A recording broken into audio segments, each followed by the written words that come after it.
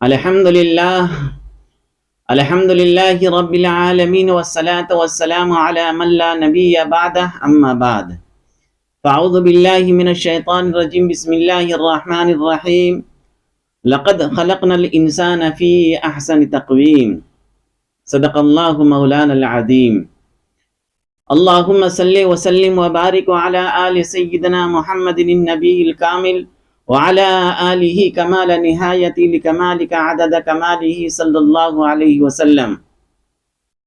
حضرات محترم معزز سامعین، پروردگار عالم نے فرمایا لقد خلقنا الانسان فی احسن تقویم، کہ ہم نے انسان کو بہترین سانچے میں ڈھالا، بہترین انداز میں انسان کو بنایا۔ اللہ تبارک و تعالیٰ کے جتنے بھی مخلوقات ہیں ان تمام مخلوقات میں سب سے بہتر انسان کو بنایا۔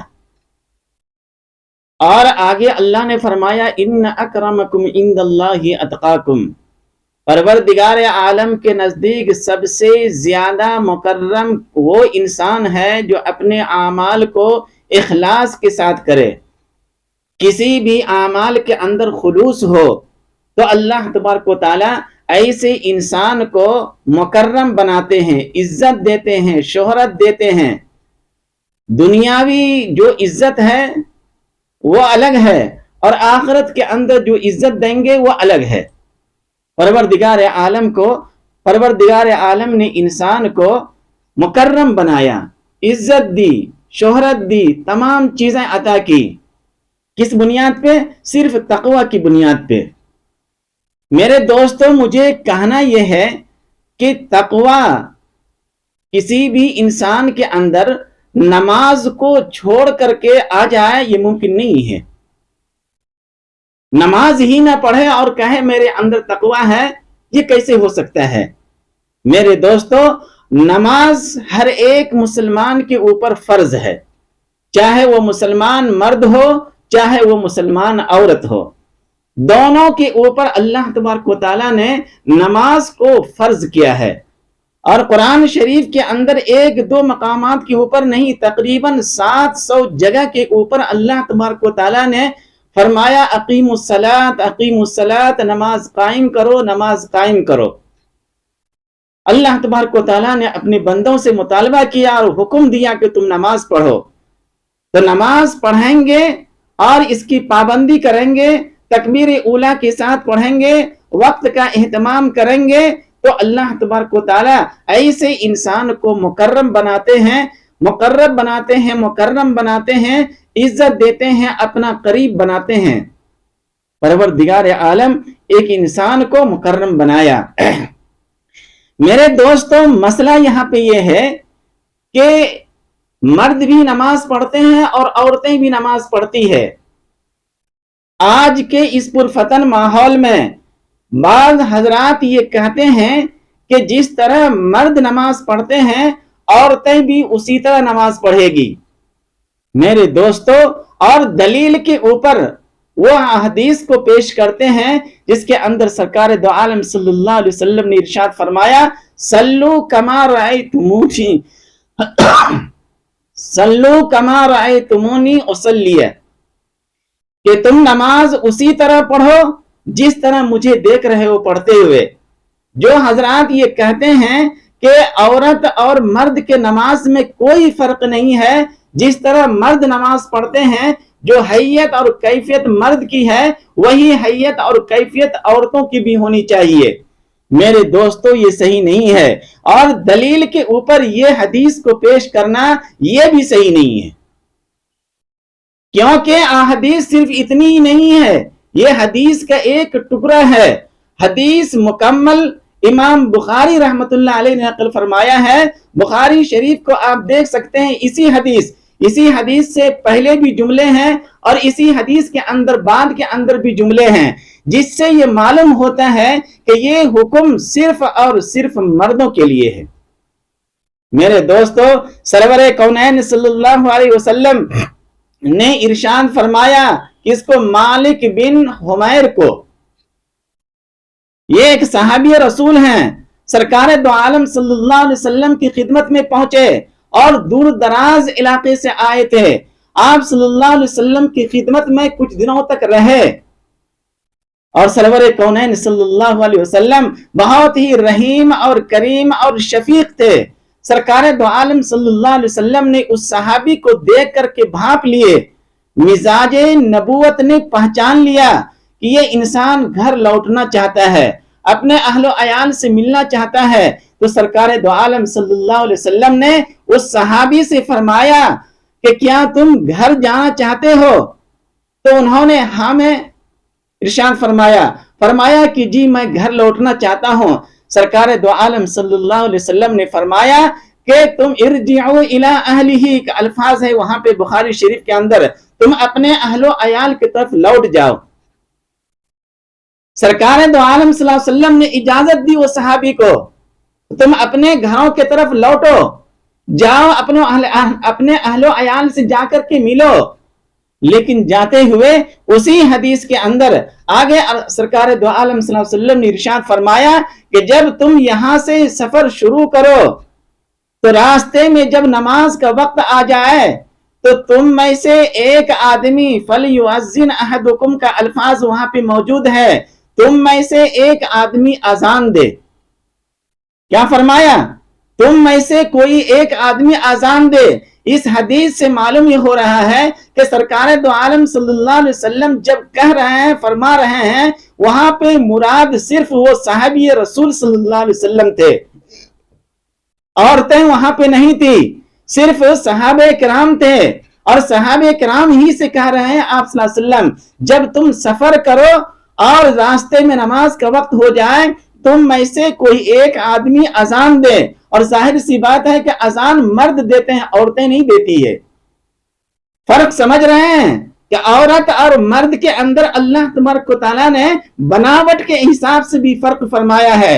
عورتوں کی بناوٹ کو دیکھ لیجئے اور مرد کی بناوٹ کو دیکھ لیجئے, دونوں میں اللہ تبارک و تعالیٰ نے ہی فرق کیا ہے.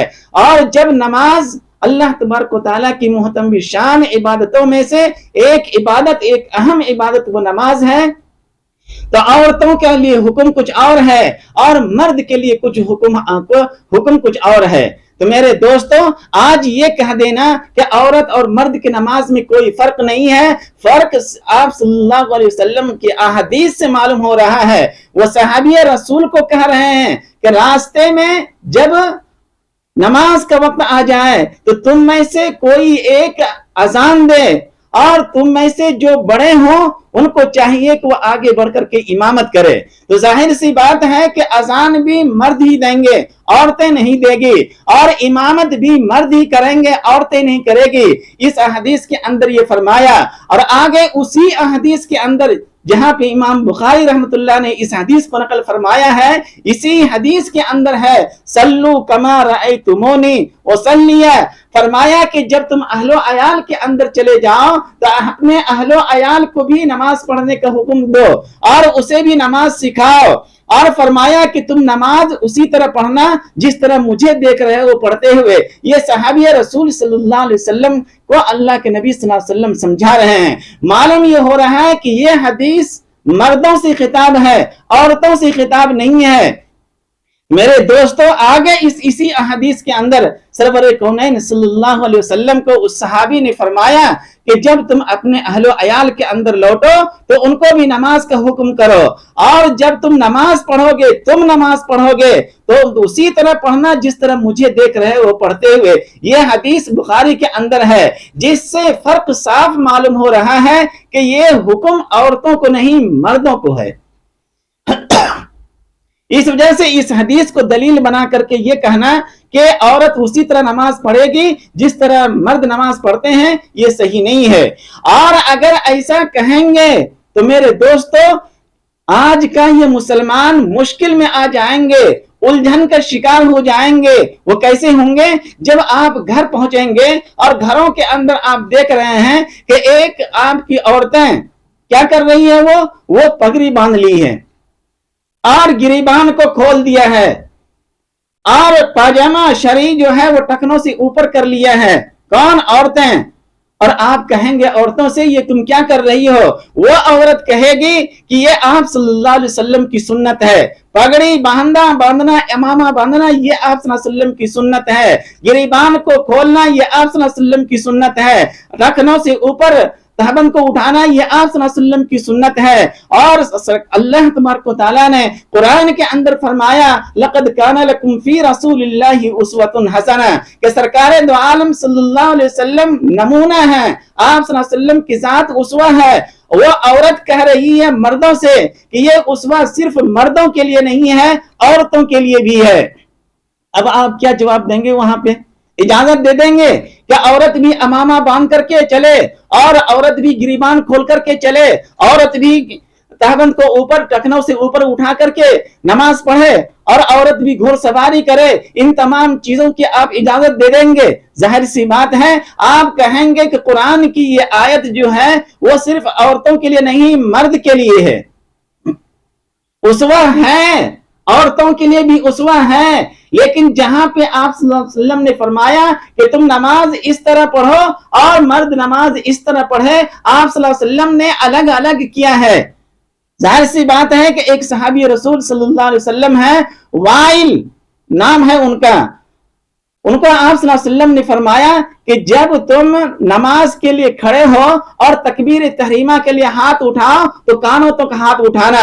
اور اسی حدیث کے اندر ہے کہ سرور کونین صلی اللہ علیہ وسلم نے ارشاد فرمایا کہ جب عورت تکبیر تحریمہ کے لیے ہاتھ اٹھائے گی تو کانوں تک ہاتھ نہیں اٹھائے گی بلکہ اپنے کندھوں تک ہاتھ اٹھائے گی۔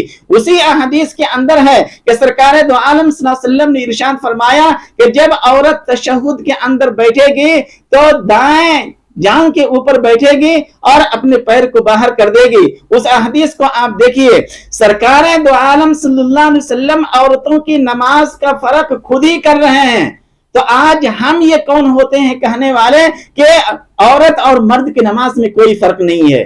میرے دوستو، اس طرح لوگ گمراہی کا شکار ہو جائیں گے۔ اگر آپ عورتوں کو نماز کے لیے بتا رہے ہیں تو آپ صلی اللہ علیہ وسلم کی پوری حدیث ان کے سامنے رکھ دیجئے، اور اس حدیث سے ہمارے فقہائے کرام نے جو کچھ سمجھا ہے اس کو آپ سامنے رکھیے۔ ہم اپنی تحقیقات پیش نہ کریں بلکہ ہمارے جو فقہائے کرام ہیں، ہمارے جو اسلاف گزرے ہیں، ان کی تحقیقات کو پیش کیجئے۔ چنانچہ امام ابو حنیفہ، امام مالک، امام شافعی، امام احمد ابن حنبل، یہ چاروں فقہائے کرام کا اجماع ہے اس بات کے اوپر کہ عورت کے اندر فرق ہے، اور حدیث کو پیش کر رہے ہیں۔ فرمایا ایک مرتبہ سرکار دو عالم صلی اللہ علیہ وسلم راستے سے گزر رہے تھے، آپ صلی اللہ علیہ وسلم نے دیکھا کہ عورتیں نماز پڑھ رہی ہے، تو سرکار دو عالم صلی اللہ علیہ وسلم نے ان کو بتایا کہ تم تشہد میں اس طرح بیٹھو گے اور ہاتھ کہاں باندھو گے یہ بھی آپ صلی اللہ علیہ وسلم نے بتایا۔ جبکہ آپ صلی اللہ علیہ وسلم کی فتاوی موجود ہیں تو پھر کسی اور کو فتاوی دینے کی ضرورت نہیں ہے۔ میرے دوستو، نماز کے اندر فرق ہے۔ عورت کندھے تک ہاتھ اٹھائے گی، عورت سینے کے اوپر ہاتھ باندھے گی، عورت جو مردوں کی طرف بیٹھتی ویسے نہیں بیٹھے گی۔ جبکہ آپ صلی اللہ علیہ وسلم گزر رہے تھے تو وہاں پہ عورتوں کو آپ صلی اللہ علیہ وسلم نے حکم کیا، فرمایا کہ جب تم سجدہ کرو گے تو اپنے ہاتھوں کو زمین کے اوپر بچھا دینا اور خوب سمٹ کر کے سجدہ کرنا۔ میرے دوستو، حیا کا تقاضا یہ ہے کہ عورت جو ہے نماز کے اندر بھی حیا ہی کے اندر رہے، پردے کے اندر ہی رہے۔ اس وجہ سے ان کو سمٹ کر کے، جتنا سمٹ سکتی ہے وہ اتنا سمٹ کر کے نماز پڑھے، یہ تقاضا ہے۔ میرے دوستو، سرور کونین صلی اللہ علیہ وسلم کی احادیث موجود ہے۔ دوسری بات یہ ہے کہ عورت اور مرد کے اندر فرق نقل کے اعتبار سے بھی ہے اور عقل کے اعتبار سے بھی ہے۔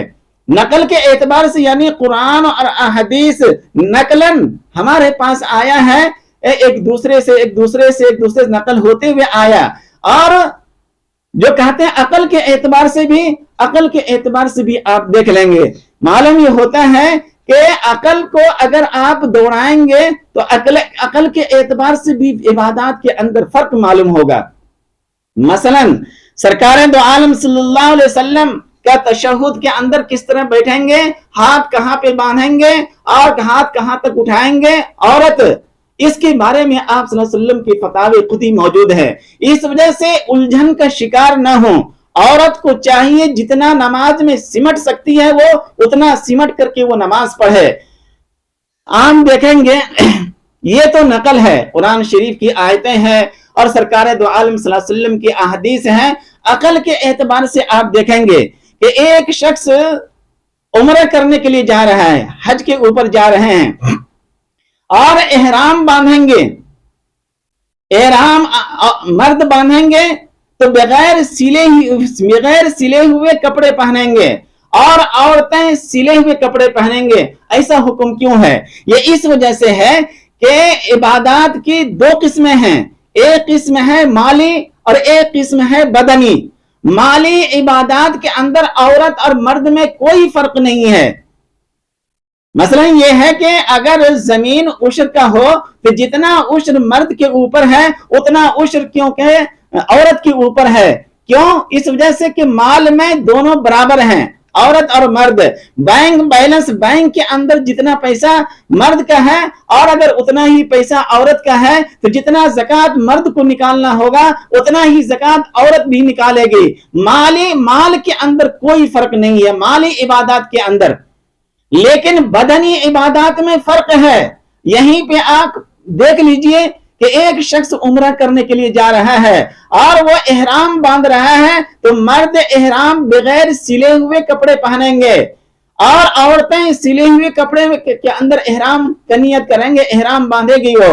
اور مرد کہیں گے لبیک اللہم لبیک بلند آواز سے اور عورت لبیک اللہم لبیک کہے گی آہستہ آواز سے، کیونکہ لبیک اللہم لبیک کا تعلق بدن سے ہے، یہ بدنی عبادت ہے. آپ چلے پہنچ گئے خانہ کعبہ اور خانہ کعبہ کے اندر آپ طواف کر رہے ہیں اور عورت بھی کر رہی ہے، مرد بھی کر رہے ہیں. مرد پہلے ہی طواف کے اندر تھوڑا رمل کریں گے، اکڑ کر کے چلیں گے ایسے، اور عورتوں کو اکڑنے کا حکم نہیں ہے کیونکہ عورت کا تعلق بدن سے ہے. یہ عبادت رمل کا جو تعلق ہے وہ بدن سے ہے، اس لیے عورتوں کو اکڑنے کا حکم نہیں دیا گیا. آپ 3 شوط لگائیں گے، 3 چکر لگائیں گے اور اس کے بعد مرد کو حکم یہ ہے کہ داہنا کاندھا جو ہے یہ خالی کر دیں گے، یہاں پہ خالی رہے گا، کوئی چادر نہیں کہ نہیں رہے گا. لیکن عورت کو حکم نہیں دیا گیا. عورت کو حکم کیوں نہیں دیا گیا؟ کیونکہ عورت کا یہ تعلق جو ہے وہ بدن سے ہے، یہ بدنی عبادت ہے. تو اللہ تبارک و تعالیٰ نے، اللہ کے رسول صلی اللہ علیہ وسلم نے منع کر دیا. آپ چلیں گے، عمرہ کر لیا، آپ طواف کر لیے اور صفا و مروہ کے اوپر دوڑ لگا رہے ہیں. آپ دیکھ لیجئے وہاں پہ جب سبز لائٹ کے پاس پہنچیں گے اور سبز لائٹ تک جائیں گے وہاں پہ دوڑنے کا حکم ہے. مردوں کو حکم دیا گیا کہ تم دوڑو، لیکن عورتوں کو دوڑنے کا حکم نہیں ہے. کیوں نہیں ہے؟ کہ اس کا تعلق بدن سے ہے. عورت اگر وہاں پہ دوڑے گی تو اس کا پورا بدن چھلکے گا، اس وجہ سے وہاں پہ منع کیا گیا. مردوں کو دوڑنے کا حکم دیا گیا لیکن عورتوں کو دوڑنے کا حکم نہیں دیا گیا. فرق یہاں پہ بھی آ رہا ہے. جب اللہ اور اللہ کے رسول صلی اللہ علیہ وسلم فرق کر رہے ہیں تو نماز جو بدنی عبادت ہے اس کے اندر بھی فرق ہے. اور اگر جو آج جو لوگ یہ کہتے ہیں کہ فرق نہیں ہے، یہ صحیح نہیں، یہ غلط ہے. اس کا مطلب یہ ہے کہ امام بخاری کی پوری روایت وہ سامنے رکھتے ہی نہیں ہیں. انہیں چاہیے کہ جب کبھی یہ احادیث پڑھیں، سلو کما رأیتمونی، یہ پوری احادیث آگے بھی دیکھیں اور پیچھے بھی دیکھیں تو مسئلہ صاف معلوم ہو جائے گا. میرے دوستو، صفا و مروہ کے اوپر آپ غور کریں گے کہ دوڑ لگانا یہ حضرت حاجرہ رضی اللہ تعالی عنہا کی سنت ہے. کس کی سنت ہے؟ امی حاجرہ رضی اللہ تعالی عنہا کا. تو وہ عورت تھی تو دوڑ لگانا، اس سنت کو زندہ کرنا بیٹیوں کو چاہیے تھا، لیکن بیٹی کو حکم نہیں دیا. کیونکہ حضرت حاجرہ رضی اللہ تعالی عنہ جب وہ دوڑ لگاتے تھی خانہ کعبہ کے پاس چھوٹے اسماعیل علیہ السلام تھے اور ان کے پاس کھجور اور پانی ختم ہو گیا تھا، اور جب تک ایک ماں کچھ کھائے گی نہیں، کچھ پیے گی نہیں تو اس کو دودھ نہیں اترے گا. इस वजह से वो दूध के खातिर कि कोई इंसान मिल जाए जिसे मुझे कोई खाने के लिए दे, या कोई पानी मिल जाए जिसके जरिए से मैं अपनी प्यास बुझाऊं, इसीलिए हजरत हाजरा हजरत इस्माइल अलैहिस्सलाम को खाने काबा के पास छोड़ करके सफा पहाड़ी के ऊपर चढ़ी, और जब चढ़ रही थी तो हजरत इस्माइल वहां से नजर आ रहे थे, तो आहिस्ता चल रही थी, और जब नशेब के अंदर आए तो हजरत इस्माइल अलैहिस्सलाम नजर नहीं आ रहे थे। वहां पे हजरत हाजरा ने दौड़ लगाई, और जब मरवा पहाड़ी के ऊपर आए तो वहां से नजर आने लगे हजरत इस्माइल, तो वहां आहिस्ता चलने लगे, फिर वहां से पलटी वो, और जहां तक नजर आ रहे हैं हजरत इस्माइल वहां तक दौड़ नहीं लगा रही है। जहां पर हजरत इस्माइल अलैहिस्सलाम नजरों से ओझल हो गए तो हजरत हाजरा ने दौड़ लगाई। मालूम यह हो रहा है कि जब हजरत हाजरा दौड़ लगा रही है तो आज मुसलमान की जो औरतें हैं, हजरत हाजरा की जो बेटियां हैं, उन्हें चाहिए कि अपनी माँ की सुन्नत को जिंदा करे, लेकिन ऐसा नहीं है। क्यों नहीं है? इस वजह से कि जिस वक्त हजरत हाजरा दौड़ लगा रही थी उस वक्त हजरत हाजरा अकेली थी, तने तनहा थी, आगे पीछे कोई नहीं था, कोई देखने वाला नहीं था, इस वजह से वहां पे दौड़ लगाई वो। लेकिन आज अगर दौड़ने का हुक्म औरतों को दे दिया जाए तो आज उम्रा के अंदर और हज के अंदर लाखों इंसान रहते हैं और उनके दरमियान औरतों को दौड़ना ये जेब नहीं देता। इस वजह से हमारे उलमाए किराम फरमाते हैं कि हर जगह हर मोड़ के ऊपर जहां बदन का ताल्लुक होगा, बदनी इबादत, वहां पे औरत का फर्क है, और जहां पे माली इबादत है वहां पे दोनों में कोई फर्क नहीं है। आप देख लीजिए कि मर्द अजान दे सकते हैं, औरतें अजान नहीं दे सकती है, क्योंकि अजान का ताल्लुक बदन से है। मर्द इकामत कह सकते हैं, औरतें इकामत नहीं कह सकती है, क्योंकि इसका ताल्लुक बदन से है। औरतें कुरान शरीफ पढ़ सकती है लेकिन आहिस्ता आवाज से, मर्द कुरान शरीफ पढ़ते हैं बुलंद आवाज से, क्यों? कि इसका ताल्लुक बदन से है।